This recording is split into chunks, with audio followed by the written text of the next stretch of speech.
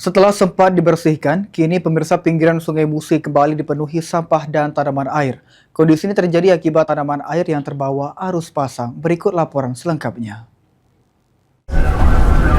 Ya, halo pemirsa Pal TV dimanapun Anda berada, saat ini saya David Iskandar bersama juru kamera Muhammad Aidil berada di samping Jembatan Ampera atau dekat pelataran Sungai Musi, yang dimana pemirsa Pal TV sempat menjadi sorotan di media sosial beberapa waktu lalu oleh influencer ibu kota, yang dimana dia sempat menyoroti bahwasanya di dekat Ampera ataupun di samping pelataran Sungai Musi ini begitu banyaknya tanaman laut ataupun tanaman sungai yang mengurangi ataupun membuat Sungai Musi terlihat kotor. Dan pemirsa Pal TV, untuk mengetahui tanggapan dari masyarakat sekitar, saat ini kita sedang bersama dengan, halo Pak, dengan siapa? Pak Munzili.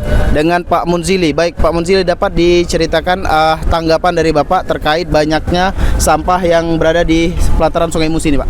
Ya, kelihatannya sampah-sampah ini untuk mengganggu pemandangan di sekitar kita Palembang, dengan ada tamu-tamu luar kan, itu juga nggak enak kan dipandang-pandang, apalagi mereka itu wisatawan, tamu-tamu luar kan, dilihatnya semacam ini kan kotor, sungai-sungai ini kan nggak enak kelihatannya kan. Apa maksud kami masyarakat Palembang ini kalau bisa diangkut lah biar berkurang sampah-sampah di sungai kan.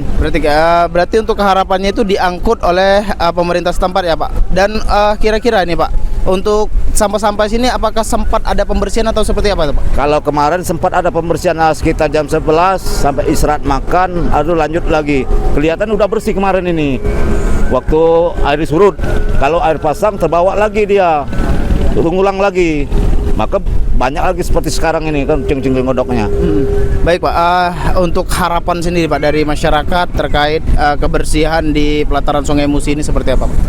Nah, kita kalau bisa untuk masyarakat Palembang ini, kita kalau ada sampah-sampah dibersih lah biar enak lah dipandang masyarakat Palembang, biar wisata tamu-tamu luar kan. Itu aja harapan kita di masyarakat Palembang.